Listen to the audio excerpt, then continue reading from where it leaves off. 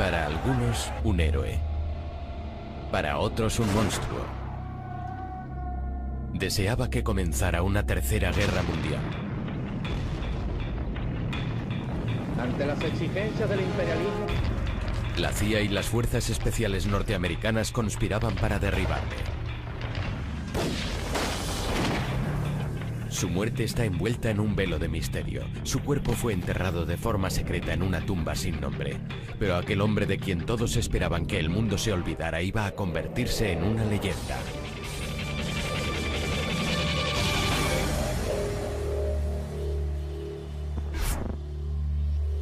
Che Guevara, vida de un rebelde.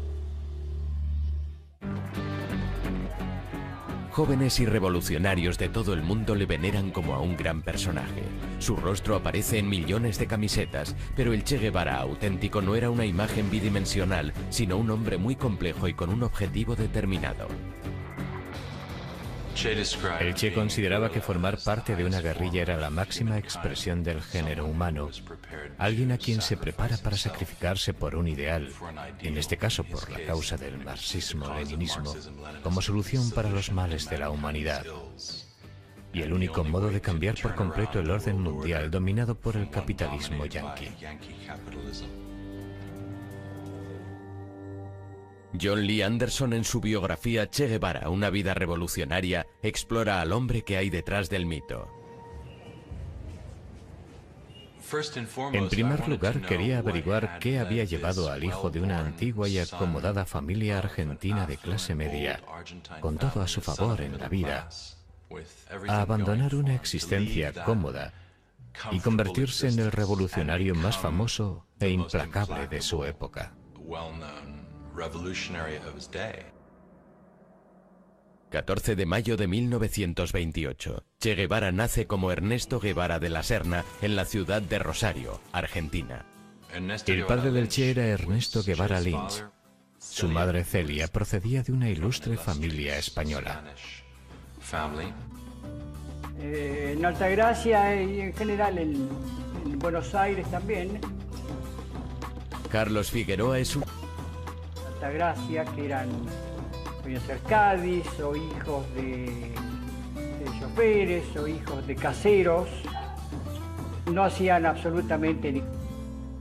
El mayor de los 4 hijos, Ernesto, padece asma crónica, una enfermedad que le importunaría toda la vida. La familia se traslada a Altagracia, una ciudad en la montaña, esperando que su clima seco mejore la afección de su hijo. En Altagracia, Ernesto conoce a Calica Ferrer. Cuando éramos jovencitos, aclaro que Ernesto tenía muy mal oído, bailaba, le decíamos que bailara una cosa y estaban tocando. El Ernesto adolescente era famoso por su hipersexualidad. Tuvo su primera experiencia con una sirvienta de la familia. Intentaba seducir a todas las mujeres de cualquier tipo, edad o apariencia. Uno de los rasgos más insólitos de Ernesto es su falta de higiene, lo que le hace ganarse el apodo de chancho, en otras palabras, cerdo. Que él le llamaba la semanera, que la cambiaba una vez por semana. Y entonces le pusimos chancho y ahí quedó chancho. Pero a pesar de sus excentricidades, Ernesto tiene un lado muy introspectivo. Siempre estaba buscando, no sé, el sentido de la vida. Ernesto siempre se destacó por ser adelantado, un intrépido, muy valiente, siempre... Nehru, Gandhi, Steinbeck y Follner y Mussolini. Era un lector voraz. Aunque se matricula en la Facultad de Medicina, la verdadera educación de Ernesto proviene de los viajes que hace por la subdesarrollada Latinoamérica. Alberto Granado era un estudiante mayor que él. Le propuso hacer un viaje en moto a lo largo y ancho de Latinoamérica. Se trataba de buscar algo más allá de los privilegiados confines donde habían nacido. Deja aparcada su licenciatura en medicina y el 4 de enero de 1952, Ernesto y Alberto se ponen en camino en una vieja Norton denominada La Ponderosa II. Lo único que podíamos ver era el polvo del camino y a nosotros en la moto devorando kilómetros en nuestro viaje al norte.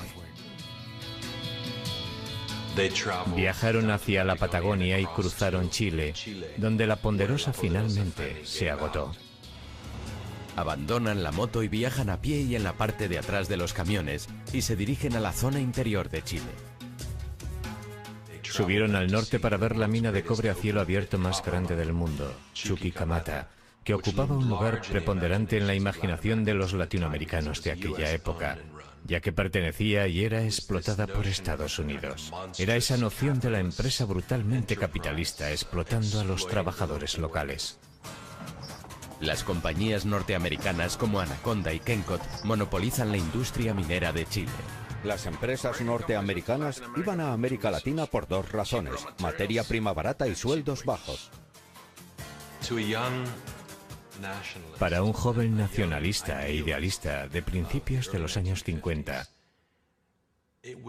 fue muy duro constatar las políticas que Estados Unidos practicaba en Latinoamérica. Vio algo que no había visto antes. Vio el rostro de la miseria. En América, siendo como era Ernesto, realmente le chocó terriblemente. De Chile, Ernesto y Alberto se dirigen a Perú y después siguen hasta Venezuela. Tras 7 meses en la carretera, Alberto decide quedarse en Venezuela, mientras que Ernesto vuelve a Buenos Aires para terminar su último año en la Facultad de Medicina con una nueva conciencia social. Todo este recorrido por nuestra América, con A mayúsculas, me ha cambiado más de lo que esperaba. Cuando terminó me dijo, viste, vos no me creías, me acabo de recibir de médico, preparémonos que nos vamos ya de viaje. Ese es el último viaje de cada año. Ernesto y Calica se dirigen a Bolivia. En el camino conocen a otros jóvenes viajeros. Conocer, es decir, Ernesto siente gran curiosidad por el fervor político de los estudiantes y la situación en Guatemala, donde el presidente Jacobo Arbenz está intentando provocar una revolución social mediante una reforma agraria. Arbenz intentaba nacionalizar las tierras no aprovechadas de las grandes empresas norteamericanas de plátanos y frutas, especialmente United Fruit. Por supuesto, la compañía United Fruit estaba muy vinculada a la administración Eisenhower.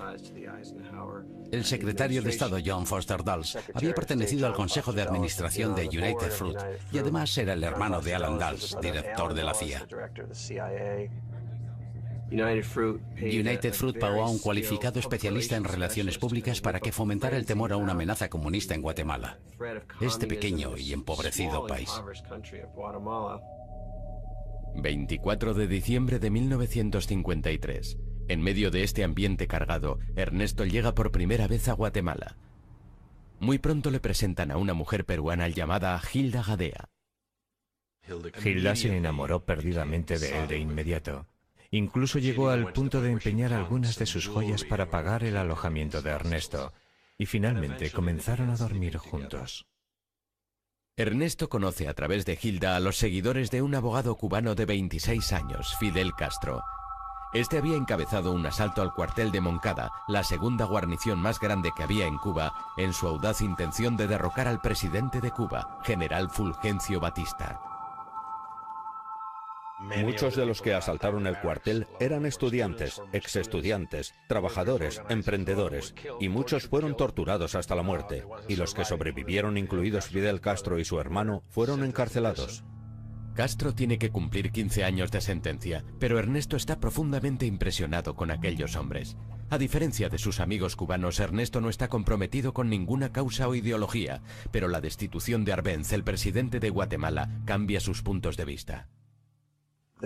El primer golpe de Estado en Latinoamérica patrocinado por la CIA tuvo lugar en Guatemala en 1954. Digamos que el ejército se asustó y se le dijo a Arbenz que dimitiera. Y eso fue lo que hizo. El 27 de junio de 1954 sube al poder Castillo Armas.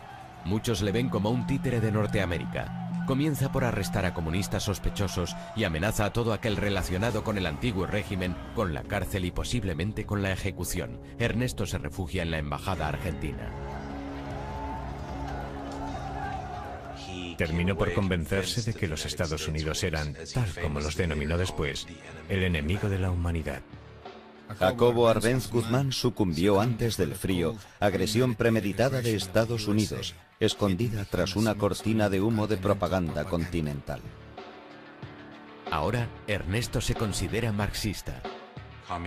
El comunismo parecía ofrecer un futuro y una ideología lista para aplicar en una nueva sociedad que podría surgir de las cenizas de la antigua.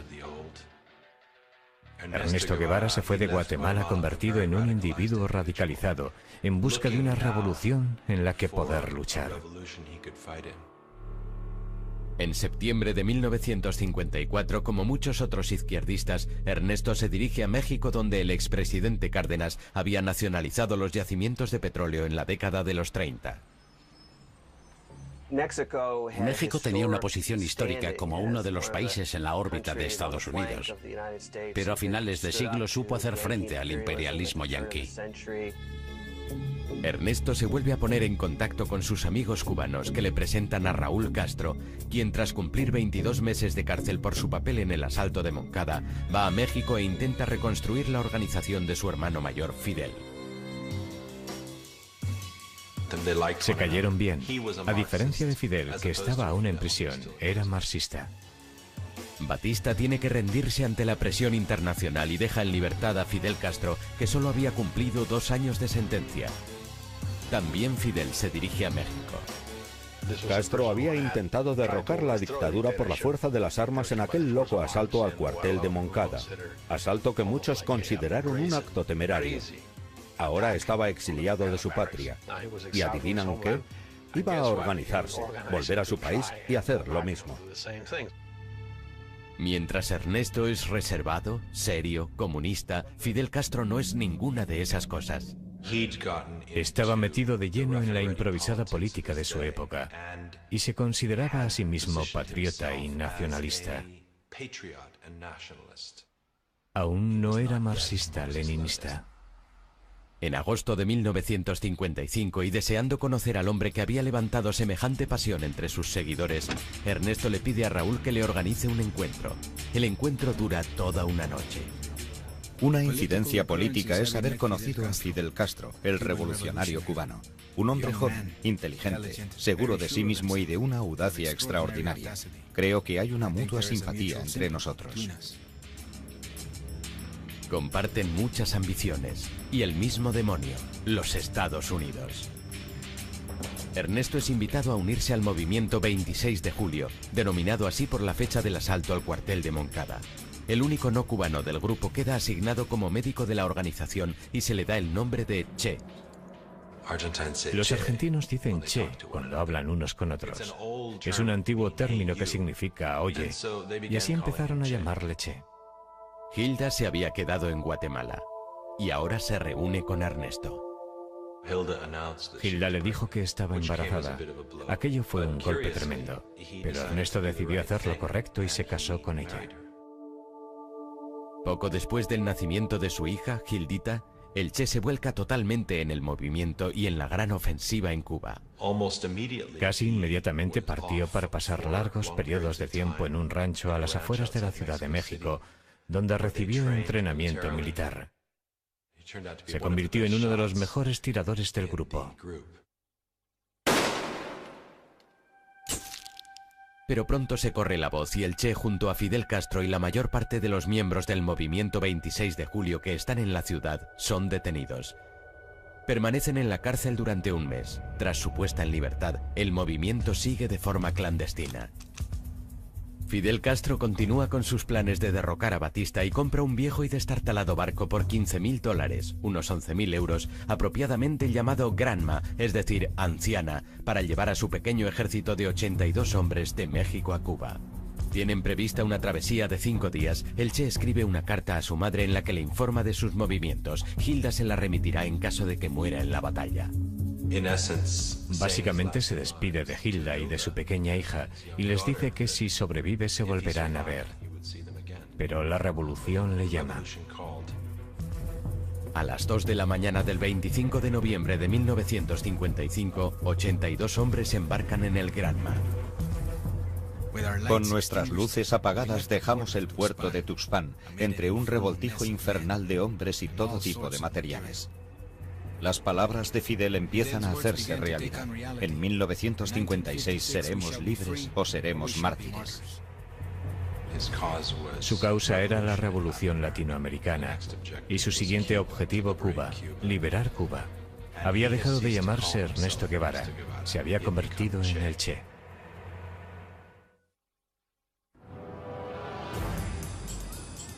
El 25 de noviembre de 1955, un Che Guevara de 27 años emprende junto a Fidel Castro y otros 80 hombres una expedición armada para derrocar al presidente de Cuba, Fulgencio Batista.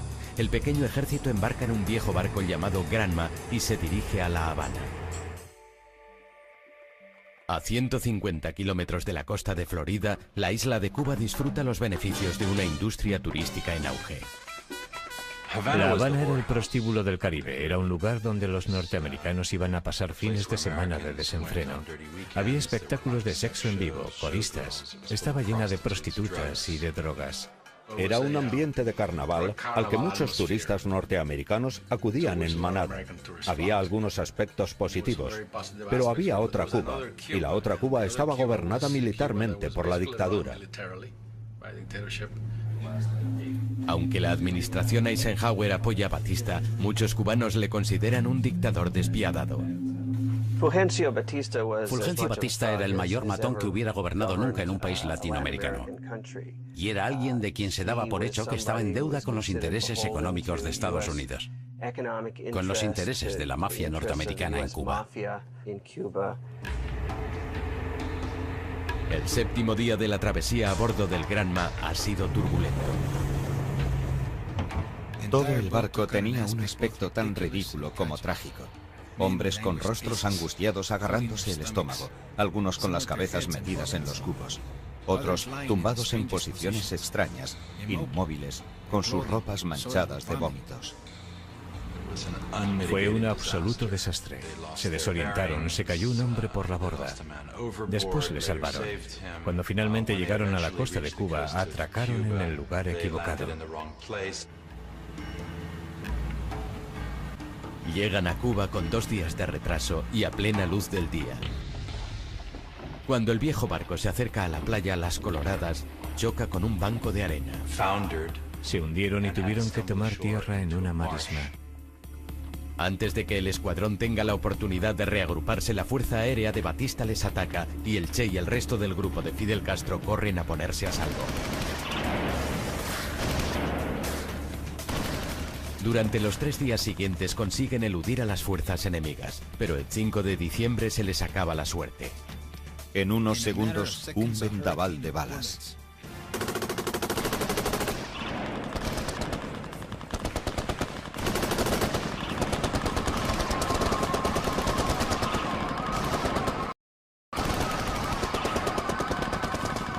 Esto solo aumentado por las escenas dantescas y grotescas. Un robusto guerrillero intentando esconderse tras el tronco de una caña de azúcar y otro, sin saber por qué, pidiendo a gritos silencio en medio del tremendo alboroto. Más de 2/3 fueron masacrados de inmediato. El Che resultó herido en el cuello. En una fracción de segundo tuvo que elegir entre llevarse su rifle y munición o su botiquín de primeros auxilios. Dejó el botiquín y cogió la munición. Cuando el Che se reúne finalmente con Fidel Castro y el resto del grupo, se quedó impresionado al ver los pocos que quedan del grupo. Solo 17 de los 80 hombres a bordo del Granma sobrevivieron. Entre ellos el Che y los hermanos Castro, Fidel y Raúl. La invasión fue tal desastre que en las primeras informaciones se decía que Fidel y el Che habían muerto. Fidel Castro, el Che y los otros se reagrupan y se dirigen hacia la cadena montañosa de Sierra Maestra. Sierra Maestra era la cordillera más cercana a la costa donde habían desembarcado. Fidel planeaba situar allí la base de su movimiento guerrillero. Sierra Maestra es un lugar que alberga desertores, contrabandistas y campesinos. En aquellos momentos ni yo, ni los campesinos de la zona teníamos conocimiento de que existían movimientos. A los 16 años, Dariel Ramírez, apodado Benigno, trabajaba en la granja de su padre en Sierra Maestra. Y la edad que yo tenía en aquellos momentos iba a los 17 años. Recelan de aquellos extraños en las montañas. ¿Quiénes son estos extraños barbudos y malolientes que llevan armas y que han importunado nuestras vidas de forma tan ruidosa? Fidel Castro intenta convencer a los campesinos para que se unan a él y a sus hombres. Decidió que tenía que convencer a los campesinos de que él iba a llevar a cabo una reforma agraria. Y lo consiguió robando vacas a los terratenientes, liberándolas y transfiriéndolas a las zonas de los campesinos. Aquello era un movimiento popular equitativo. Castro decide que ha llegado el momento de que se oiga la presencia rebelde y planea atacar un puesto militar en la zona. El Che se dirige a su primera batalla. El 22 de enero de 1957 los rebeldes tienden una emboscada a una patrulla militar.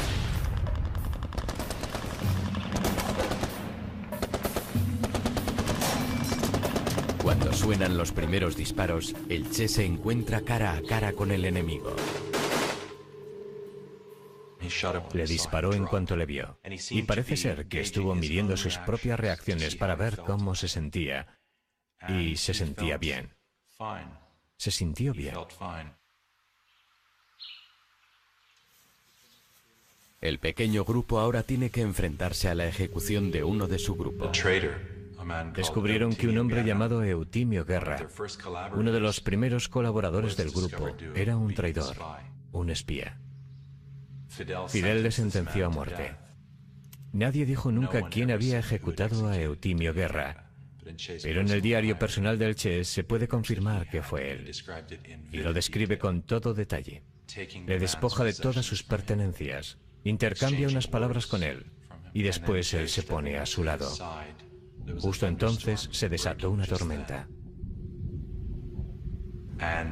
Le puso un revólver en la sien y le voló la tapa de los sesos, con un revólver del calibre 25.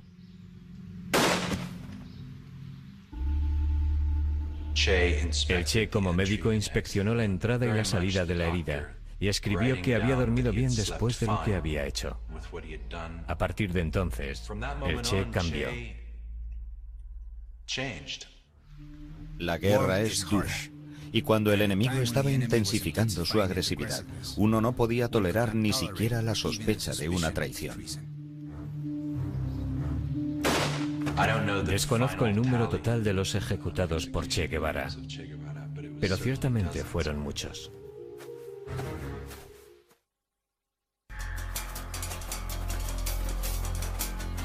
El 17 de febrero de 1957, una pequeña banda de revolucionarios escondida en la jungla y comandada por Fidel Castro supone una amenaza constante con sus emboscadas al ejército y castiga a los traidores de su grupo. Pero gracias en parte a la falta de piedad de Che Guevara, el grupo va ganándose la fama de ser un grupo fuerte y violento. La tropa de Fidel Castro y sus hazañas atraen pronto la atención de la prensa mundial. Herbert Matthews, redactor del New York Times, consiguió entrevistarse con Fidel Castro. Y este quiso hacerle ver que disponía de 100 a 150 hombres dispuestos para la lucha armada. En realidad, aquel temible ejército rebelde lo componen solo 20 hombres. Cuando un mes después se publica el artículo, se confirma que Fidel y el Che han sobrevivido al ataque inicial de las fuerzas de Batista y que su movimiento se está desarrollando en Sierra Maestra. En respuesta, Batista despliega 1.500 soldados más para dar caza a los rebeldes. A partir de ese día, yo me convertí en un colaborador del grupo de Fidel y el Che, ¿no?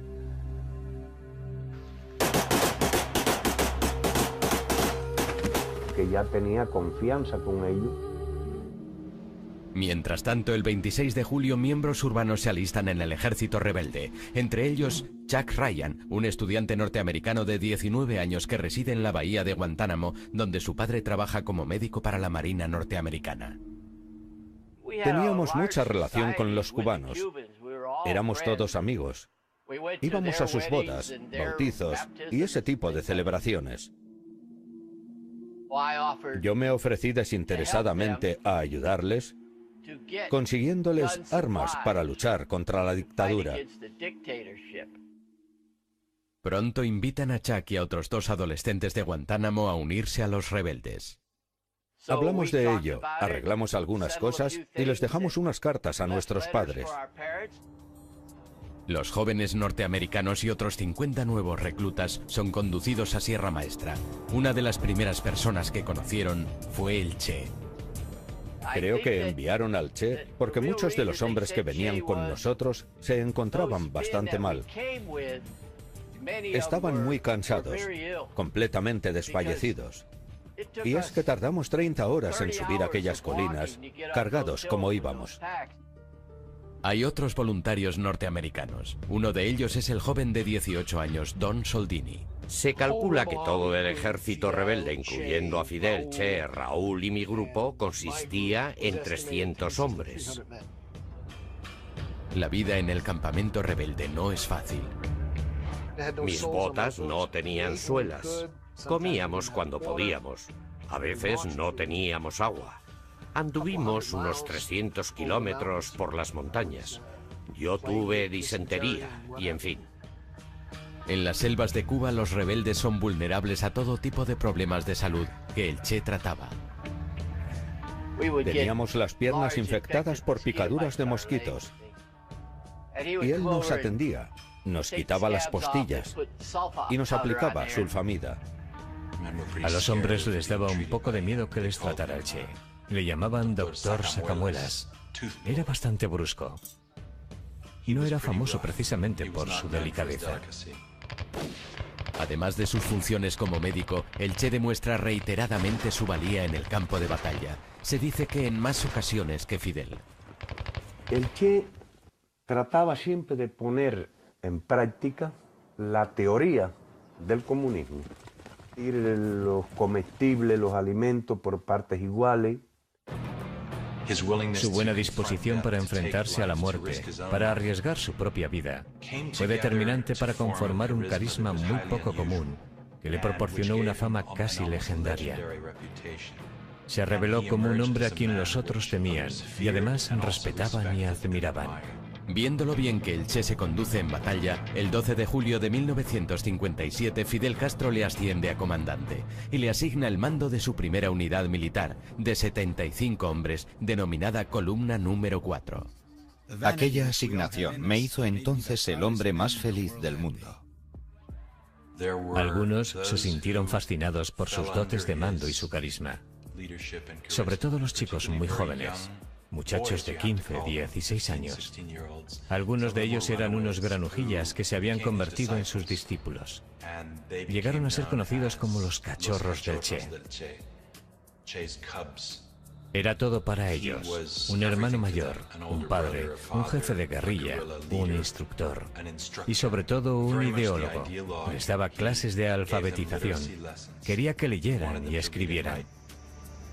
Otros intentan no atraer su atención. Tengo que reconocer que el carácter del Che Guevara era una complejidad de alma y corazón. Y a veces lo veía con una tranquilidad que condenaba a un chivato a muerte. En octubre, el Che tiene una nueva base en la mesa. Con esta nueva libertad de movimientos, comienza a organizar la zona, comenzando por un arsenal, una panadería, una carnicería e incluso un periódico llamado El Cubano Libre. En febrero de 1958 comienzan a emitir mensajes desde su propia emisora de radio, Radio Rebelde. No todos los guerrilleros saben que están luchando por una revolución comunista. Fidel nunca nos ha dicho de que aquello era comunismo. Los campesinos que lo acompañábamos Preocupaba mucho el poder y la retórica de Castro y quién era él. En aquella época era una especie de misterio. La CIA y el ejército estadounidense seguían proporcionando armas a Batista. Las tropas de Batista baten Sierra Maestra, pero aún así los rebeldes juegan con ventaja al ganarse el inestimable apoyo de la población local. El ejército de Batista estaba contra las cuerdas y Fidel eligió al Che para llevar la guerra al norte. Tras 18 meses en Sierra Maestra, es el momento de extender la guerra a otras partes de Cuba. Che Guevara y su columna marchan 600 kilómetros hacia la provincia de Las Villas, estratégicamente situada cerca de Santa Clara y la cuarta ciudad más grande de Cuba, a solo 4 horas de La Habana. A finales de 1958 conoció a Aleida March. Ella apoyaba el movimiento del 26 de julio. Aleida había pasado clandestinamente armas y mensajes desde las ciudades hasta el campamento del Che, pero en una de esas misiones la descubren. Acabó en las montañas y uniéndose al grupo del Che. Y al cabo de las semanas, cuando dejaron la Sierra del Escambray para luchar contra el ejército de Batista en las ciudades cercanas a Santa Clara, se convirtieron en amantes. Mientras tanto, la guerra de guerrilla se intensifica.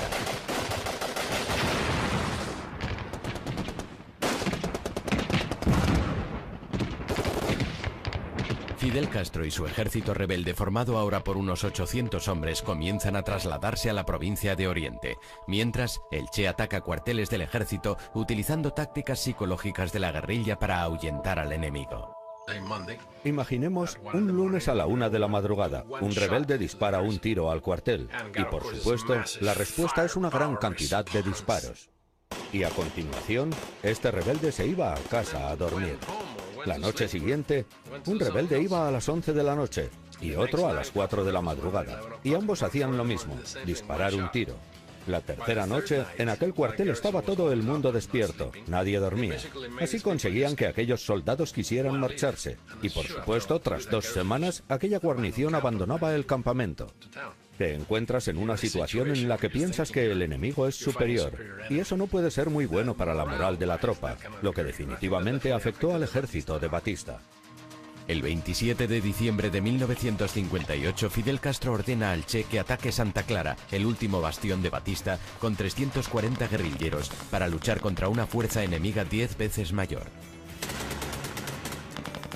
Los guerrilleros estaban instruidos, sabían lo que estaban haciendo, sabían que tenían un buen comandante, tenían al Che.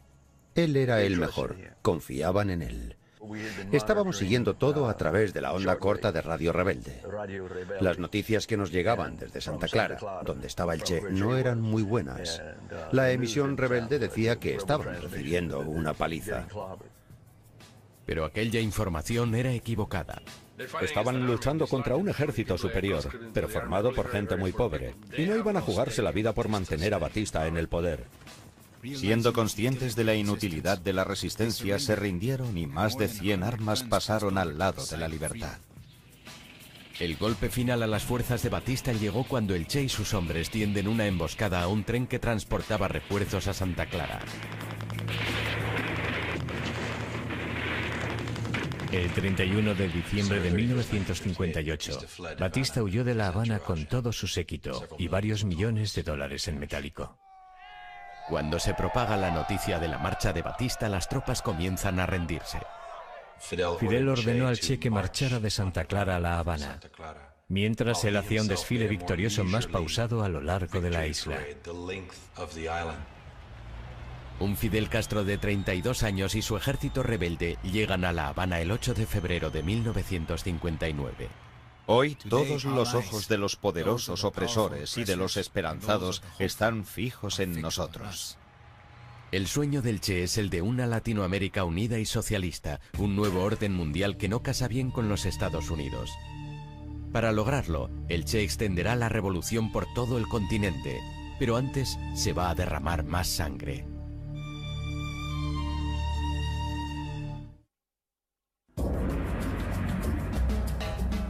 ...2 de enero de 1959, La Habana, Cuba. Tras 2 años de guerra contra las fuerzas del presidente cubano Fulgencio Batista, una guerrilla comandada por Fidel Castro y por Che Guevara se ha hecho con el control de Cuba. En La Habana, la tarea del Che va a consistir en respaldar al nuevo gobierno revolucionario en el poder, controlando y purgando todo tipo de oposición. Mientras el presidente Fulgencio Batista huye de Cuba derrotado, Fidel Castro y su ejército rebelde hacen una entrada triunfal en La Habana. Nos recibieron como libertadores. La gente corría de aquí para allá con botellas de ron. La gente se volvió loca. Aquello fue una cosa muy bonita, fue una experiencia maravillosa, que creo que por primera vez en la vida se ha visto al pueblo de Cuba todo unido. Tras 2 años viviendo en las montañas, los rebeldes no tienen fuerzas para resistirse a las tentaciones de La Habana. El Che tuvo que dictar órdenes estrictas en cuanto a la conducta de sus jóvenes que llegaban a La Habana por primera vez y que se encontraban con aquellas mujeres jóvenes y hermosas. Literalmente se lanzaron sobre ellas. Aleida me describió todo aquello como una especie de orgía, sobre todo en las matas, debajo de la gran estatua de Cristo. La esposa del Che, Hilda, no le había visto desde que empezara la guerrilla 2 años antes. Vuela a La Habana con su hija sin saber que hay otra mujer en la vida del Che. Él le dijo enseguida que ya no estaba enamorado de ella y que quería el divorcio. El Che se casó con Aleida 2 meses después, en una pequeña ceremonia con Raúl Castro como uno de sus testigos. Mientras el Che pone en orden su vida privada, Fidel Castro comienza a implementar el primer cambio importante en Cuba. En un principio, la mayor parte de la población estaba esperando un cambio. Castro, cuando estaba en las montañas, siempre prometió elecciones, elecciones libres, en 18 meses. There is not communism or Marxism in our ideas. We will not seize any land from anybody. Sin embargo, el 16 de febrero, solo 2 meses después de la victoria rebelde, Fidel Castro jura como primer ministro y no hay elecciones. Entonces, ciertos segmentos de la clase profesional, la élite y la clase media, comenzaron a desconfiar de Castro y de su régimen. Hubo un debate que comenzó casi desde el primer día que Castro tomó el poder, y era si era comunista o no. Y parte de ese debate se centró en el Che Guevara, quien obviamente pronto apareció en la pantalla de radar de la CIA. Temiendo que una alianza con un conocido comunista podría hacer peligrar su posición, Fidel Castro mantiene al Che a distancia. Ordenó al Che que se hiciera cargo de la fortaleza La Cabaña, que es una antigua plaza fuerte colonial que domina el puerto de La Habana y la ciudad. Allí fueron juzgados los criminales de guerra. El Che ordena la ejecución de los sentenciados como culpables. Es decir, seguir haciendo lo que ya había hecho en la guerra. Juicios sumariales a torturadores, a los hombres acusados de crímenes de guerra y llevando a término sus ejecuciones. Las ejecuciones ante el pelotón de fusilamiento se llevaban a cabo en La Cabaña. El guerrillero norteamericano Neil McCauley había pasado muchos meses con los rebeldes y ayudaba a adiestrar a los soldados. El jefe del pelotón de fusilamiento se dirige a él para que lleve a cabo la primera ronda de ejecuciones públicas. Le dije, esto es cosa de los cubanos, háganlo ustedes. Y él me dijo, no, porque ¿qué pasa si lo hacen mal? Necesitamos a alguien que al menos dé en el blanco. Me convenció. No me importaba. Iba a disparar a aquellos tipos con mucho gusto. Así que me acerqué, me puse al mando del pelotón de fusilamiento, les dirigí y le maté. Después acercaron al siguiente y también le maté.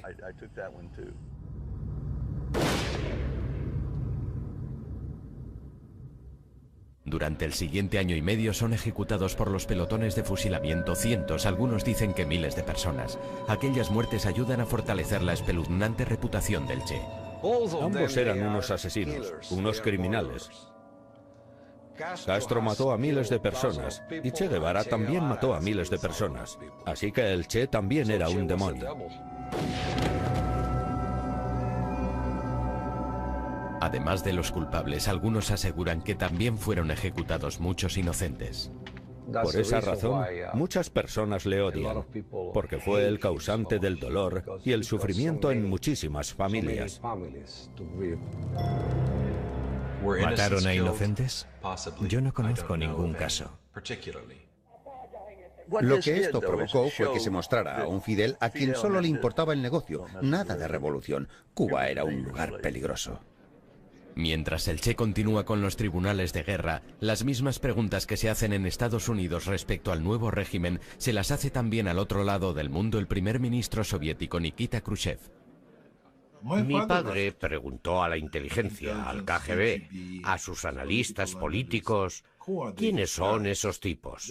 Y le respondieron que eran dictadores de Centroamérica en sustitución de otro dictador de Centroamérica que con toda seguridad estaban a favor de Estados Unidos y tal vez eran agentes de la CIA. No tenían ni idea de que pudieran ser socialistas. Siendo consciente de que tiene que mitigar la preocupación de Estados Unidos, Fidel Castro viaja a Washington el 15 de abril de 1959. Se reunió con el vicepresidente Nixon. Afirmó en la prensa norteamericana que él no era marxista, lo desmintió una y otra vez y dijo ser humanista demócrata. Durante aquellos meses iniciales todos hacían conjeturas respecto a Fidel. Pero entre bastidores, Fidel Castro se había alineado con el Partido Comunista Cubano. Siempre ha quedado la duda de si Fidel se convirtió en marxista por razones pragmáticas o evolucionó con el tiempo. Pero sin duda las convicciones ideológicas del Che influyen en Fidel. Durante los años en Sierra Maestra, el Che fue una caja de resonancia vital y un consejero de Fidel. Él le forjó como un hombre fuerte y revolucionario, y también contribuyó a su cambio de rumbo hacia la izquierda. Fidel Castro comparte con el Che ideología y la voluntad de cambiar Cuba. De forma secreta se reunía con el Che y algunos de sus compañeros más radicales para trazar los planes del futuro Estado comunista de Cuba. El gobierno comienza a preparar la reforma agraria cubana, ley que promulga la confiscación de la propiedad privada. Pero antes de poner en práctica el plan, el Che es enviado al extranjero. Los espías norteamericanos que vigilaban Cuba, e incluso muchos cubanos, creían que Fidel había marginado al Che. Era excesivamente radical. El 12 de junio de 1959, el Che sale de Cuba para visitar Asia, África y Europa, y toma su primer contacto con la Unión Soviética. Les ofrece un trato. Estados Unidos había rechazado comprar varios millones de toneladas de azúcar cubano. Eran las normas en la Guerra Fría. Aunque tú no pensaras que esas personas podrían ser tus aliados o tus amigos, si intentaban hacer algo que fuera negativo para tu enemigo, tenías que ayudarles. Los soviéticos aceptan comprar lo que los norteamericanos habían rechazado. Necesitaban armas. Así que la Unión Soviética comenzó a venderles antiguos tanques soviéticos y algunos aviones y aviones de combate. Los soviéticos también les proporcionan petróleo que las refinerías pertenecientes a Estados Unidos se niegan a procesar. El Che tenía un rostro público y una existencia clandestina que Fidel asumía y alentaba. Como recompensa, Fidel le da al Che un papel importante en el gobierno cubano como director del Ministerio de Industrialización y es nombrado presidente del Banco Nacional de Cuba. Mostraba su desdén por el mundo de las finanzas y el dinero, firmando los billetes del Banco de Cuba simplemente con la palabra Che. Firmó las primeras monedas oficiales solo con la palabra Che. Y en mi opinión, aquello fue un insulto al pueblo cubano. Fue un insulto. La estructura capitalista de Cuba está llegando a su fin. Castro bajó el nivel de vida de Cuba, por lo que, en vez de hacer más ricos a todos, hizo muchísimo más pobres a todos. Fidel Castro decreta una reforma agraria y el 7 de mayo de 1959 se llevan a cabo las primeras confiscaciones de las grandes propiedades agrícolas. La gente comienza a ver la realidad de lo que va a venir. Y muy pronto los cubanos comienzan su éxodo a Miami. Mientras miles huyen de Cuba, el Che aborda un plan incluso más radical. Un argumento favorito del Che era que para que Cuba llegara a ser totalmente soberana políticamente, tenía que ser económicamente independiente de Estados Unidos. Y la única forma de conseguir aquello era cortando todos los lazos económicos con los Estados Unidos. Estados Unidos ha invertido millones de dólares en Cuba. Todo pertenecía a Estados Unidos. La compañía eléctrica, los puertos, las minas, la línea aérea que volaba 2 veces al día a Miami, las cadenas de televisión. A la negativa de Estados Unidos de refinar el petróleo de Cuba, Fidel responde nacionalizando todas las compañías petroleras extranjeras. En represalia, Estados Unidos rompe todas las relaciones diplomáticas. Menos de 10 meses después, todas las empresas norteamericanas son embargadas. Washington contraataca y anuncia un embargo comercial de todas las exportaciones de Cuba. Mientras aumenta la tensión con Estados Unidos, en Cuba cualquier tipo de oposición al régimen es vista como contrarrevolucionaria y un delito. Incluso está mal vista la práctica de la religión. Varias docenas de sacerdotes católicos son expulsados de la isla. Juramos sobre la Biblia y prometimos luchar hasta que Cuba fuera libre, o hasta la muerte. Y muchos de los fundadores de mi organización, MRR, Movimiento de Recuperación Revolucionaria, murieron frente al pelotón de fusilamiento. Los asesinatos fueron terribles. Se producían en todas partes. Yo no quería vivir bajo un régimen como aquel, ni mi esposa tampoco. Mientras miles huían de Cuba, aquel estado de confrontación establecido por el gobierno revolucionario cubano contra Estados Unidos ya no se puede soportar más. Sinceramente, es un hombre incontrolable. Esa es la clave, no podemos controlarle. El servicio interno de la CIA dice que Fidel Castro tiene que ser eliminado y la revolución cubana anulada. Y necesitamos poner en marcha un plan para derrocar el gobierno de Castro. Mientras la visión del Che de una Cuba socialista se hace realidad, el presidente Eisenhower mantiene reuniones a puerta cerrada. Ha llegado el momento de la acción. Está a punto de empezar una guerra secreta. Al año de la llegada al poder de Fidel Castro, la economía capitalista de Cuba se ha desmoronado. Che Guevara está directamente implicado en la confiscación de la tierra. Se nacionalizan los intereses extranjeros. Miles de cubanos huyen del país. Se cortan las relaciones con Estados Unidos y Cuba se pone al lado de la Unión Soviética. Norteamérica toma medidas. Se le presenta un plan al presidente Eisenhower y él lo firma. Se pone en marcha un programa de operaciones encubiertas para invadir Cuba. Estados Unidos respondió a la radicalización de Cuba desarrollando su mayor base de la CIA en Miami y recluta a miles de exiliados cubanos como colaboradores. Uno de los nuevos reclutas era un joven llamado Félix Rodríguez. Nacido y criado en Cuba, Félix huye con su familia a Miami tras la llegada al poder de Fidel Castro. Me enteré de que había campos de entrenamiento para ir a luchar contra Castro, así que me apunté. Tenía 18 años. Los exiliados cubanos se entrenan en Guatemala bajo la dirección de la CIA, y un pequeño grupo es enviado a Cuba. Nuestro equipo se infiltró en Cuba antes de la invasión para trabajar con la resistencia. En Estados Unidos, John Fitzgerald Kennedy jura su cargo como presidente el 20 de enero de 1961. En su primera reunión, el director de la CIA para la zona occidental le dijo: a no ser que elimine a Fidel Castro, a Raúl Castro y al Che Guevara como parte de ese plan, no va a ganar nunca. Este asunto va a ser interminable. Kennedy está de acuerdo. No solo apoyará el plan de la CIA para invadir Cuba, sino también las conspiraciones de asesinatos de la CIA.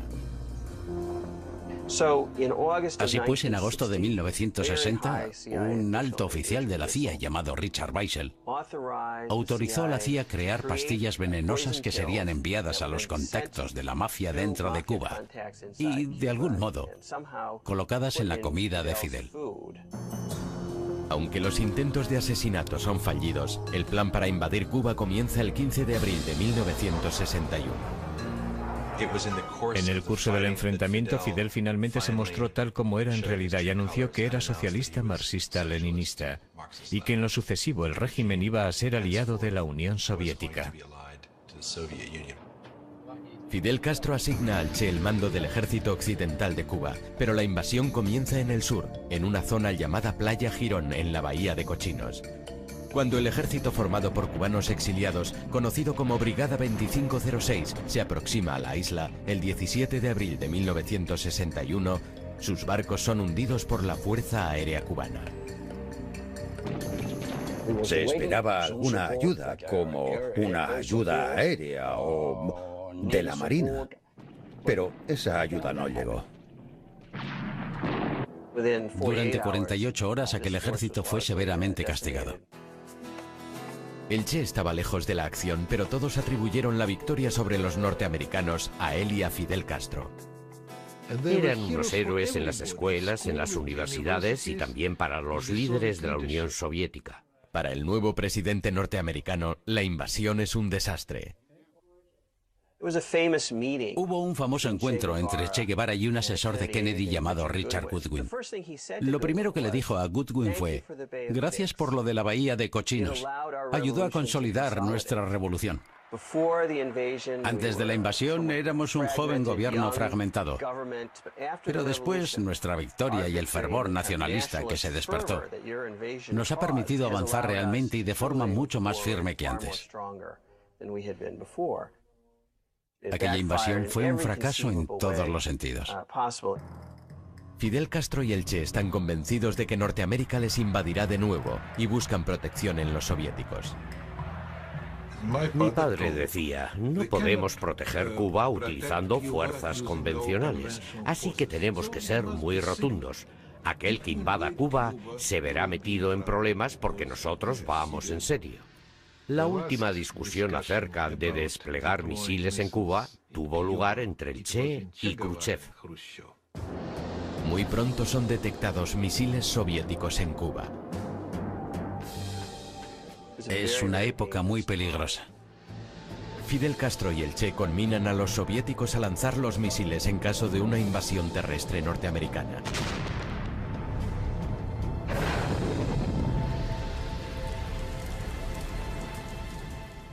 Castro se mostraba tan agresivo que Khrushchev le excluyó de aquellas negociaciones. Sin consultar con Castro ni con el Che, Khrushchev hace un trato con Kennedy.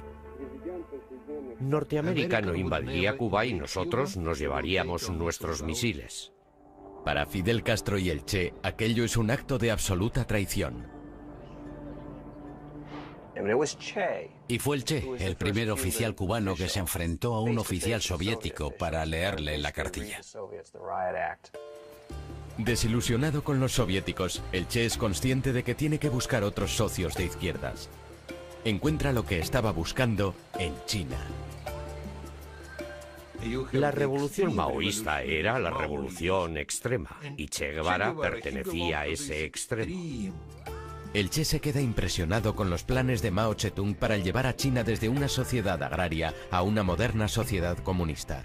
El Che quiere hacer lo mismo en Cuba. Tiene una visión ideal del nuevo hombre socialista, aquel que trabaja para lograr un mayor bienestar general y no un beneficio personal. Ahora, en nuestra Cuba, trabajar tiene un nuevo significado y se hace con una alegría renovada. La idea era crear un nuevo hombre que estuviera dispuesto a sacrificarse en favor de los demás. Construir un paraíso socialista con trabajo duro y dedicación. Muy a menudo dormía en su despacho. Incluso algunas visitas famosas a veces le encontraron dormido en el suelo. Inició un programa de trabajo voluntario y en su único día libre, él mismo solía ir a cortar caña. Insta a sus colegas a que hagan lo mismo. En La Habana se ganó la fama de ser un poco aguafiestas. Su esposa Aleida y sus 4 hijos están también sometidos a su rígida ideología. En casa era austero y severo. Se negó a que su esposa Aleida usara el coche oficial del ministerio. Tenía que coger el autobús. Si algún dignatario extranjero le hacía un regalo, ella tenía que devolverlo. El Che también tiene otras arriesgadas campañas en mente. El Che quería centrarse mucho más en una revolución internacional. Comenzó a hacer renacer sus esperanzas de extender la revolución socialista a otras partes de Latinoamérica, como una forma de crear un respiro, de abrir un nuevo pulmón para Cuba en el hemisferio. Los soviéticos le veían cada vez más como una especie de radical peligroso y pro-chino, y plantearon sus críticas a Fidel. El Che es consciente de que la situación en Cuba se está complicando y empieza a pensar en marcharse. El Che se daba cuenta de que Fidel era completamente dependiente económicamente de la Unión Soviética, y él estaba en condiciones de marcharse y revolucionar el mundo socialista. Para lograrlo tendrá que enfrentarse a la Unión Soviética, poner en peligro su relación con Fidel Castro y ponerse a sí mismo en la línea de fuego.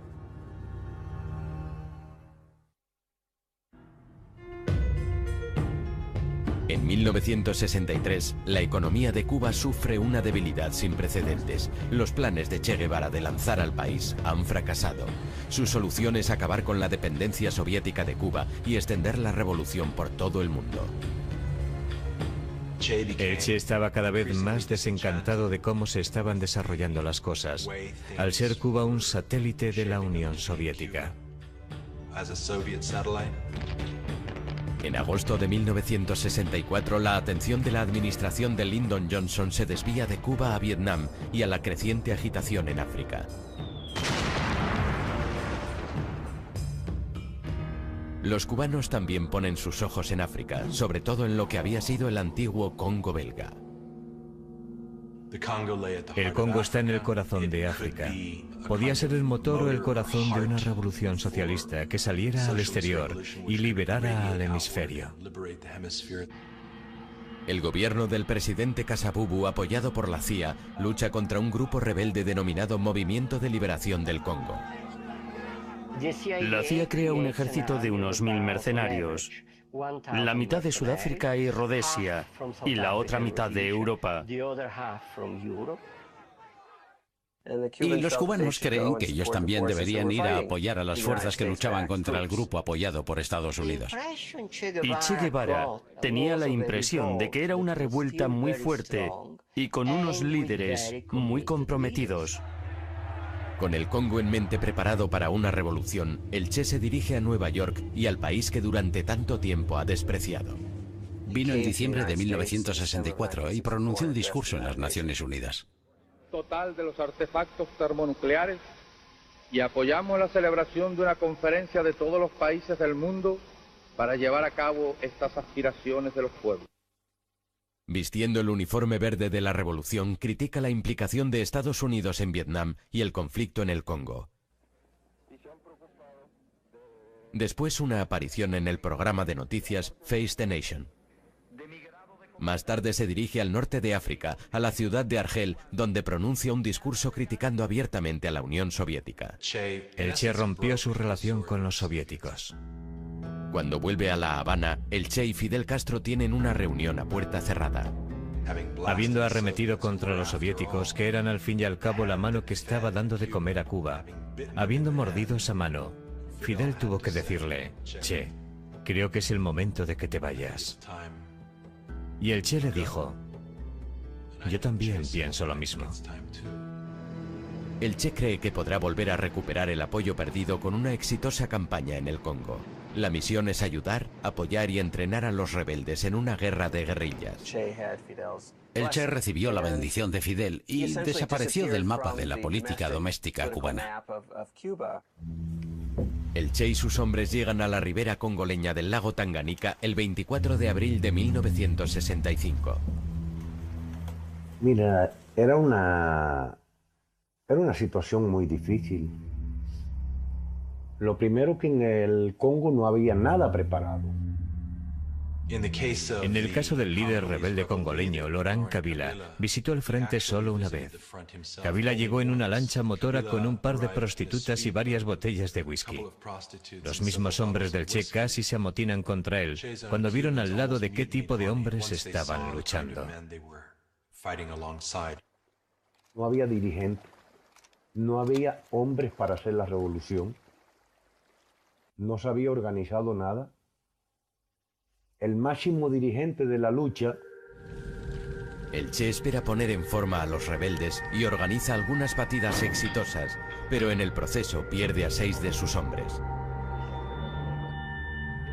Durante casi un año el Che no aparece en público. La CIA creía que había muerto o le habían asesinado cuando se fue de Cuba. 3 de octubre de 1965. Como respuesta a las especulaciones de que él había ordenado el asesinato del Che, Fidel Castro lee una carta que el Che le ha escrito. Siento que he cumplido la parte del deber que me ligaba a la revolución cubana en su territorio. Me despido de ti, de los camaradas, de tu gente, que ahora es la mía. Formalmente renuncio a mi puesto como líder del partido, a mi cargo de ministro, a mi rango de comandante y a mi ciudadanía cubana. Nada legal me ata ya a Cuba.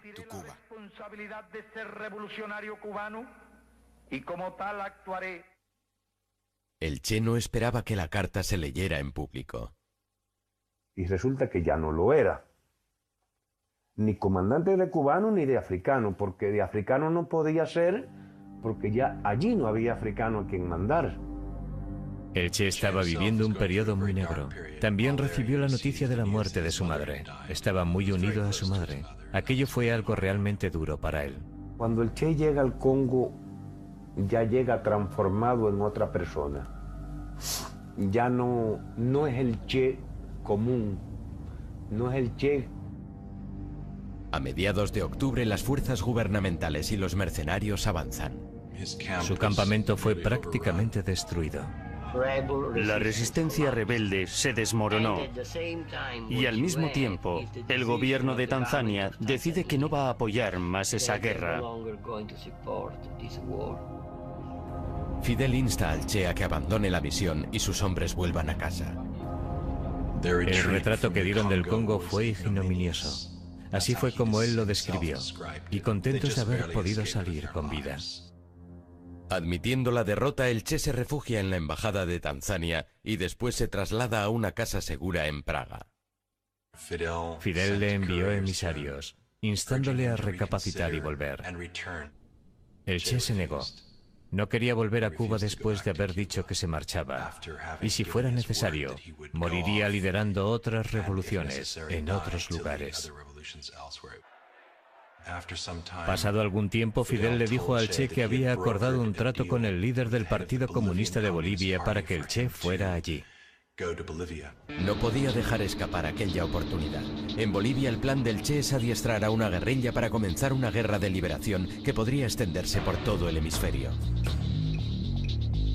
Esperaba desencadenar suficientes fuerzas insurgentes por todo el mundo que pudieran atraer a todo el arsenal norteamericano.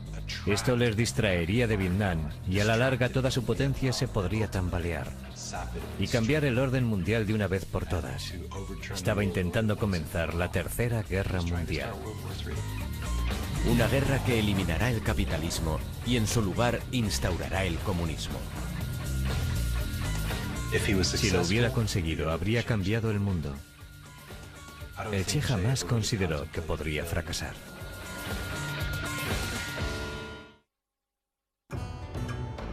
Después de la misión fallida en el Congo y de que la carta de su adiós a Fidel saliera a la luz, el Che se niega a volver a Cuba sin un éxito.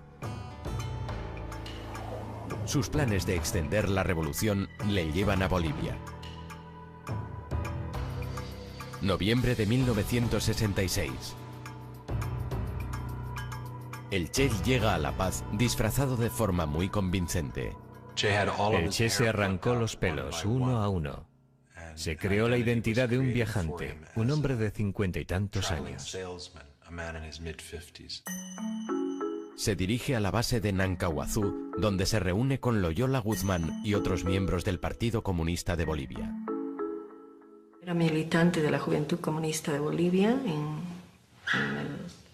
desde el 60 y por esa razón, como era parte de la Dirección Nacional de la Juventud Comunista, el Che explica la misión al grupo. Fidel que estaba preso en Cuba, que Fidel lo había hecho matar, etcétera, etcétera, que estaba dirigiendo guerrillas Pero pronto el Che cambia de planes. En vez de utilizar Bolivia como base para iniciar la revolución en otros países, la utilizará como el punto de arranque de la revolución que él mismo liderará. El secretario general del partido, el señor Monge, fue al campamento y habló con el Che Guevara.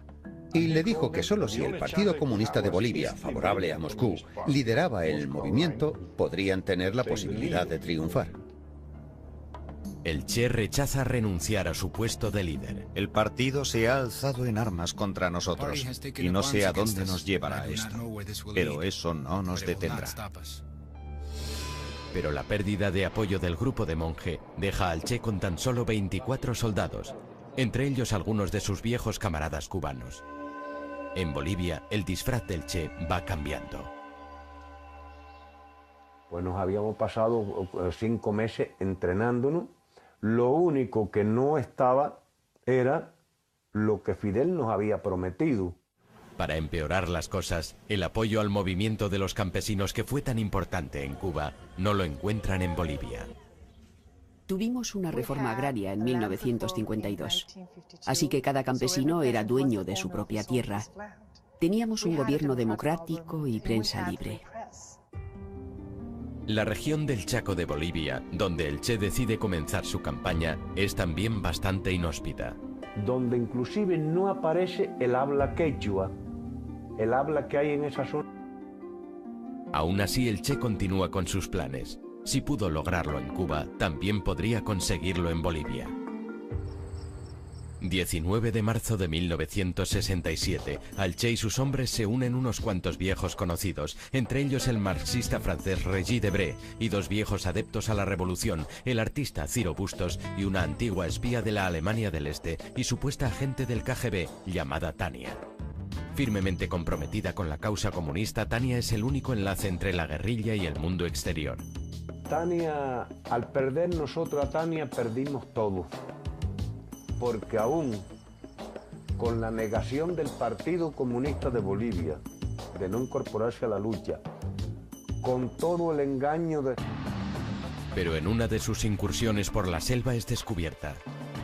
Tania tiene que quedarse con la guerrilla, pero para algunos las condiciones son demasiado difíciles. La primera información salió de los desertores.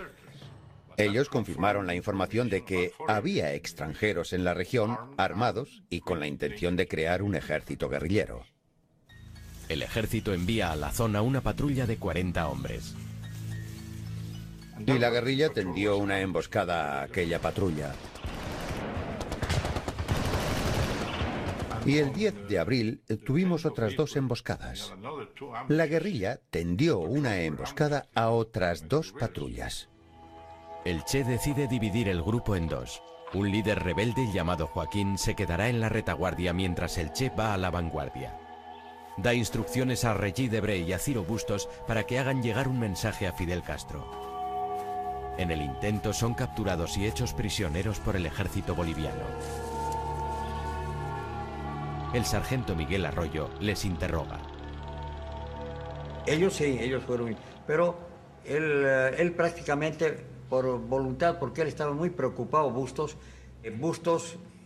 graficó la imagen de todos los guerrilleros. Ahí se pudo detectar ya la aparición de Guevara, porque lo saca con barba y con su cachimba. Ya.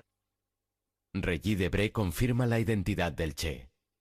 Cuando reapareció en Bolivia en 1967 había que ver los informes de la CIA diciendo: bueno, sí, suponemos que estábamos equivocados cuando pensábamos que en estos últimos años podría haber muerto, pero parece que está vivito y coleando y promoviendo la revolución en la selva de Bolivia. La CIA envía un par de agentes a Bolivia en junio de 1967. Uno de ellos es Félix Rodríguez, el hombre que a los 18 años se había preparado para la Bahía de Cochinos. Se ha ofrecido a asesinar al Che y a Fidel Castro. El gobierno boliviano estaba seguro de que él estaba intentando promocionar la guerrilla en la zona. Con la evidencia de que el Che intentaba comenzar una guerra de guerrillas en su país, el presidente boliviano empieza una campaña propagandística contra ellos. Crisis porque no se podía ir a comprarse nada, salir porque aquí no tenemos mercado, teníamos que ir al Chaco a traer. Con el Che Guevara de nuevo en el punto de mira, Norteamérica empieza a prepararse para ayudar a los bolivianos. Está muy claro que durante el verano de 1967 este asunto pasa a ser absolutamente prioritario para la CIA. Lyndon Johnson seguía día a día la evolución de los pasos que se daban para localizar y eliminar al gran revolucionario Che Guevara. Un legado de la presidencia de Kennedy es la creación de un grupo contrainsurgente de élite conocido como los Boinas Verdes y que son desplegados en Bolivia. La misión consistía en entrenar, empezando de cero, un batallón boliviano, entrenándolo específicamente para perseguir al Che Guevara y su guerrilla. Se seleccionan 800 soldados bolivianos que son entrenados en un campamento llamado La Esperanza. Metódicamente, ¿no? Pero acá nos dimos el gusto de mucha práctica con munición de guerra, particularmente con ametralladoras, con fusil. Eran unos estudiantes muy dispuestos, ponían mucho entusiasmo, llegaron a ser buenos soldados. Como las cosas se caldean en Bolivia, el Che decide que es hora de marcharse, pero no sin todos sus camaradas. Han pasado 4 meses desde que la columna del Che vio por última vez a la retaguardia que dejaron en el campamento con los enfermos, incluida Tania. Físicamente estaba muy mal. Tenía un cáncer de útero que la estaba matando. El informe de la guerrilla decía que apenas podía caminar, por lo que estaba retrasando los movimientos de la guerrilla. El Che quiere reunirse con el grupo para dirigirse a los Andes y poder escapar. A solo días de diferencia, ambos grupos comienzan a trasladarse por separado hacia Río Grande. El 31 de agosto, la columna de Joaquín llega allí la primera. Preguntaron a un campesino cómo hacer para cruzar el río. Pero el campesino les delata e informa al ejército del lugar exacto por donde Joaquín piensa cruzar el río. Y cuando comienzan a cruzar, sufren una emboscada. Y los matan, incluyendo a Tania, la única mujer del grupo. Le dispararon a ambos brazos, después al cuerpo y se hundió en el agua. Básicamente todo el grupo fue aniquilado, con la excepción de 2 individuos. Una vez que sus camaradas de la segunda columna fueran eliminados, la historia de Che Guevara en Bolivia fue realmente una historia de supervivencia. Una especie de viaje épico. Se movieron por una jungla terrible, calurosa, llena de espinos, hacia los Andes. Desnutridos, sufriendo emboscadas, enfermos. En septiembre, un Che de 39 años y sus hombres han estado moviéndose por la dura jungla boliviana durante 10 meses. El Che pierde casi la mitad de su peso. Su cabello está apelmazado y largo. Sus hombres tienen alucinaciones. El chino Juan Pablo Chan, ciego, o sea, miope, sin gafas, se le habían roto. Tenía problemas en sus piernas, no se podía... El Che envía a Benigno a buscar las tan necesitadas provisiones. Cuando se acercaban al pueblo de La Higuera, se encontraron con una emboscada del ejército.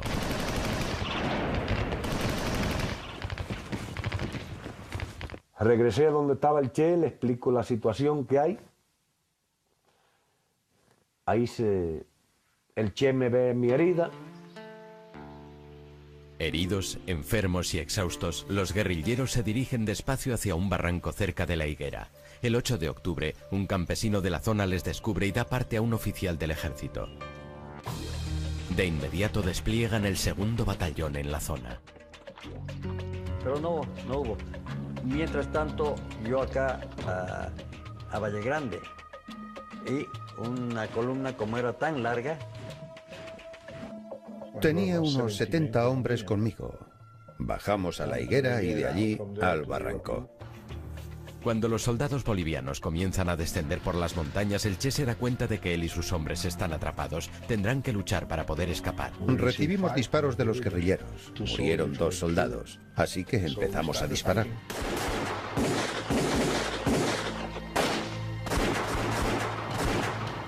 Los soldados superaban en número a los guerrilleros. Algunos de los guerrilleros fueron asesinados. El mismo Che fue herido y de un disparo le arrebataron el rifle de la mano. Ya no podía disparar. Un guerrillero boliviano llamado Willy acude a ayudarle intentando ponerle a salvo.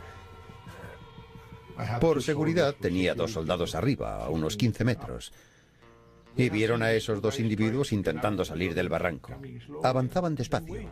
Los soldados esperaron hasta que estuvieron delante de ellos. Los 2 guerrilleros no tienen escapatoria. Una cosa que me llamó la atención es que llevaba un pequeño cazo con 6 huevos. Tenía mucho cuidado en proteger a aquellos huevos. Probablemente iba a ser su comida al día siguiente.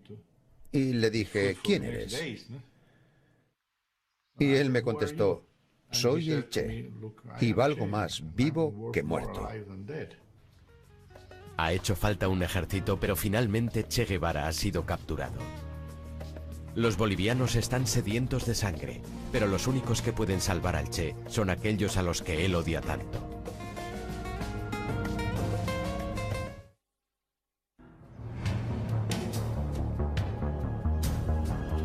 ...8 de octubre de 1967... Tras 11 meses huyendo, los sueños de revolución de Che Guevara han terminado de forma sangrienta en la selva boliviana. Que el Che había sido hecho prisionero tratando de ayudar a uno de los compañeros, al chino específicamente. Con la mayor parte de sus hombres muertos, el Che y Willy, un soldado rebelde, son conducidos fuera del barranco. Le dejé un soldado para que se apoyara y fue andando todo el camino. Es una ardua caminata. Se tardan varias horas en llegar a La Higuera. Allí le introdujeron en la pequeña escuela de adobe del pueblo. Lo metieron al Che al aula donde yo trabajaba y custodiaban ellos de una manera bien... Curiosa, la maestra de la escuela local, Julia Cortez, pide que le dejen ver al prisionero. Sofisticado en su vestimenta, ¿no? Esa era mi curiosidad tan grande que yo tenía de ver cómo era esa persona tan especial. Luego, como estaba un poquito oscuro, iba a salir, pero que no había ese rato a quien preguntar, que tendría que esperar que retorne nuevamente alguien del lugar donde estaban concentrados. La tomó con mucho gusto y luego me agradeció, me dijo... El capitán Gary Prado también habla con el Che. Le pregunté, ¿por qué no se rindió hace unas semanas? ¿Por qué no disolvió a sus guerrilleros? ¿Dónde iba a ir?, me dijo. Ese era su auténtico drama. No tenía dónde ir. En Valle Grande, el agente de la CIA Félix Rodríguez y los otros mandos bolivianos reciben la noticia. Aquella noche lo celebramos, compramos un par de botellas de whisky y lo celebramos. Al día siguiente, Félix Rodríguez y el coronel boliviano Centeno llegan a La Higuera. Al entrar en la habitación a mano izquierda estaba atado al suelo y frente a él estaban los cuerpos muertos de 2 cubanos. Había perdido.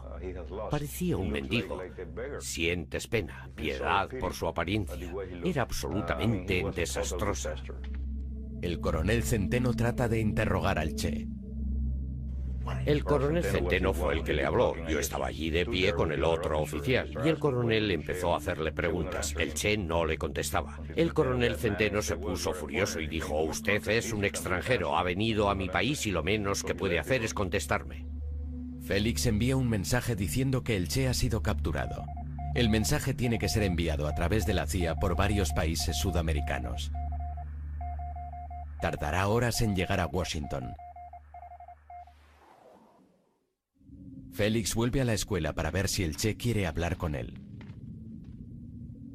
Cada vez que intentaba preguntarle sobre intereses tácticos, con cuántos hombres contaba, de dónde venía, él me sonreía y decía: ya sabe que no puedo responder a eso. Si soy sincero, muchas veces ni siquiera prestaba atención a lo que me decía. En mi cabeza tenía la imagen que tantas veces había visto del hombre en uniforme al lado de Mao Zedong y los líderes soviéticos, y el aspecto que tenía en ese momento. Era una situación muy extraña, una situación única. Félix saca al Che fuera y posa con él para una fotografía. En ese momento pensaba que le íbamos a perdonar la vida. Poco después se oye un tiro en la escuela.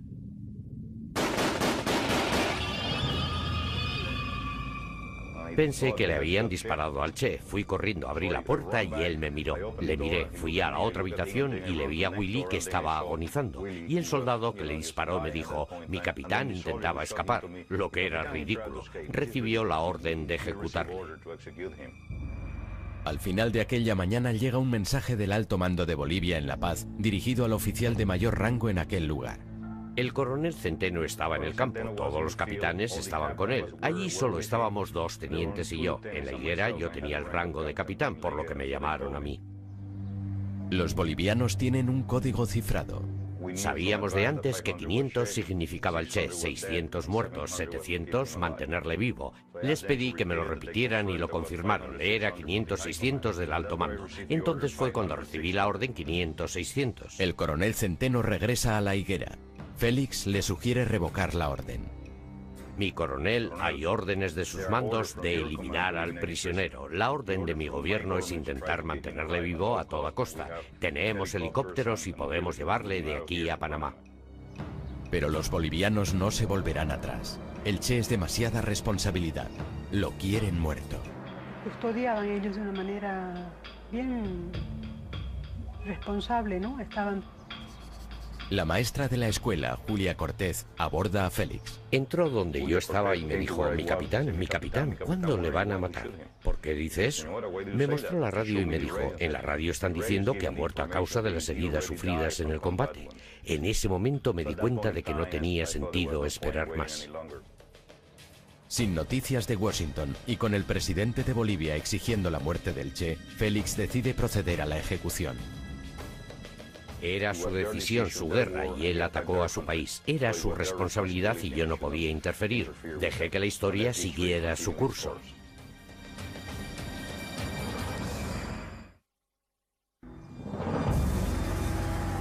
Solo un día después de la captura de Che Guevara, el gobierno boliviano ordena su muerte. Las noticias afirman que ha muerto en la batalla. Encerrado en una celda junto a los cadáveres de sus compañeros, el Che espera su destino. El 9 de octubre, a las 12:30 del mediodía, el agente de la CIA, Félix Rodríguez, entra en la escuela. Estaba sentado en el banco. Me quedé de pie frente a él y le dije, comandante, lo siento, lo he intentado. Se quedó blanco como una hoja de papel, pero muy tranquilo me dijo, es mejor así. No deberían haberme capturado vivo. Le pregunté si quería que mandara algún mensaje, si quería algo para su familia. Puede decirle a mi esposa que vuelva a casarse y que intente ser feliz. El Che se levantó. Pensó que Rodríguez iba a matarle en aquel momento. Félix me dijo que abrazó al Che como un gesto hacia un noble enemigo. Después se despidió de él y salió. Rodríguez salió fuera y pidió voluntarios. Mario Terán, un joven sargento, da un paso al frente. Al saber que él iba a ser el ejecutor, me acerqué y le dije, no le dispare por arriba, hágalo por abajo, ya que se supone que ha muerto debido a las heridas sufridas en combate. Terán entra en la escuela listo para ejecutar al líder rebelde. Cuando ve a Terán entrar en la habitación, sabe que aquel es el hombre que le va a matar. Cuando uno mira a los ojos de su asesino, sabe que va a morir. Cuando Terán entra, el Che le dice, dispara, cobarde, solo vas a matar a un hombre. En otras palabras, no vas a matar mis ideas. Terán disparó varios tiros. Parece que el primero le hirió en un brazo. Cayó al suelo y se mordió una mano para evitar gritar de dolor.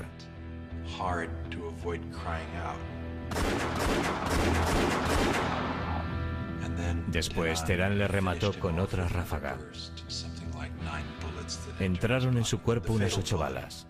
La bala fatal le entró en el tórax y se asfixió en su propia sangre. Cuando llegaron el capitán Gary Prado y el capitán Centeno, entramos todos en la habitación. Y el capitán Prado dijo, mi capitán, creo que hemos terminado con la guerrilla en Latinoamérica. Y lo subieron al helicóptero en las alas, no lo han metido ni adentro. Y ahí yo lo he visto con mis ojos, todavía lo amarraron con una...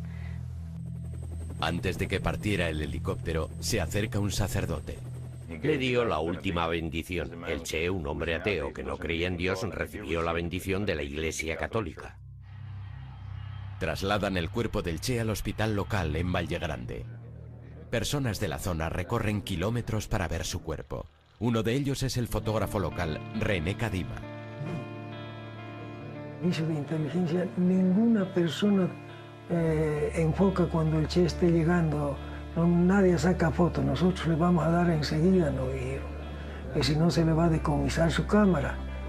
Entonces no sacamos nada. Aquella noche Félix se reúne con militares de alto rango del ejército boliviano. A uno de los generales le preocupa que la gente no crea que ese sea realmente el cadáver del Che. Decía, si Fidel Castro desmiente que sea el Che Guevara, nosotros tenemos que probarlo. Y dijo, córtenle la cabeza y pónganla en formaldehído. Yo le dije, como altas instancias del Estado, ustedes no pueden presentar la cabeza de un ser humano como prueba. Y dijo, pues córtenle ambas manos y pónganlas en formaldehído. Así que se le cortaron ambas manos por aquí. Las manos del Che son enviadas a Cuba como prueba de que está muerto. He sacado fotos, habían ido y lo enterraron. El cadáver del Che y los de sus camaradas muertos han sido secretamente enterrados en un lugar no revelado. Fue una decisión tomada entre el presidente boliviano, la CIA y los generales que estaban allí en ese momento. La idea era negar al Che una tumba donde sus seguidores pudieran encontrarle y rendirle tributo. El 18 de octubre, Fidel anuncia la muerte del Che al pueblo cubano. Yo cuando supe de verdad de que el Che había muerto... En todo el mundo la gente se manifiesta en protesta contra su ejecución. Con la muerte del Che crece su leyenda. Su rostro se ha convertido en el icono por excelencia de la juventud rebelde ante el poder establecido. El lugar donde fue enterrado el Che permanece en secreto durante 28 años, hasta que el escritor John Lee Anderson descubre la verdad. Tuve una entrevista con el general retirado Mario Vargas Salinas y se me ocurrió preguntarle así como de pasada, ¿dónde está el cadáver del Che? Aunque yo supiera que era un secreto militar. Valle Grande. No olvidaré jamás el día que fui a esa fosa y me dijeron en voz baja, John Lee, es él. Eres consciente de que estás observando la escena del crimen, que todo un Estado ha intentado ocultar, y sientes que aquel es un momento histórico. Me sentí tan bien al poder revelar todo aquello. Los restos del Che y de los otros son finalmente depositados en una tumba en Santa Clara, Cuba, en el 30º aniversario de su muerte.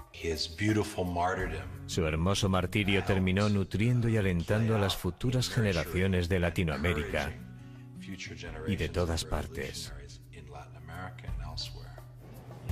Sin embargo, su auténtico logro como revolucionario solo se ha producido en Cuba. El problema es que fracasó. Ninguna de las cosas que quiso cambiar han cambiado todavía. La mayoría de las personas que tuvieron relación con el Che y de algún modo le ayudaron, pagaron las consecuencias. Somos los que quedamos. No queda más nadie, ni de boliviano ni cubano. Te voy a decir una cosa, antes de contestarte. Yo en parte me alegro de que el Che... Benigno vive ahora en el exilio en París y en Cuba es considerado un traidor. El Che sigue siendo recordado en Bolivia. Su presidente socialista, Evo Morales, es un crítico de los Estados Unidos. Guevara en Bolivia, Che Guevara, Fidel Castro, un grupo que ahora, sin levantar armas contra el imperio, contra los nuevos patrones en Bolivia y en Latinoamérica, pues estamos no solo en tiempos de lucha, sino en tiempos... Habían algunos partidos políticos de izquierda, oportunistas, que no apoyaron esa lucha de Che Guevara. Actualmente ya nadie habla de la guerra de guerrillas. Es todo terrorismo. Ya no hay Che Guevara, solo Osama Bin Laden y personas como él. El Che era casi un purista. No estaba de acuerdo con el terrorismo. En la guerra del Che no había coches bomba. No había terroristas suicidas. Había una idea de sacrificio noble. En definitiva, el Che era una paradoja. Era alguien con cuya indignación social y pasional puedo identificarme y entender. Pero también era alguien cuya, a veces, fría lógica, y cuya retórica, y cuyas acciones me parecen terribles. Alguien que anhelaba cambiar el mundo y que lo intentó, pero que, en última instancia, fracasó.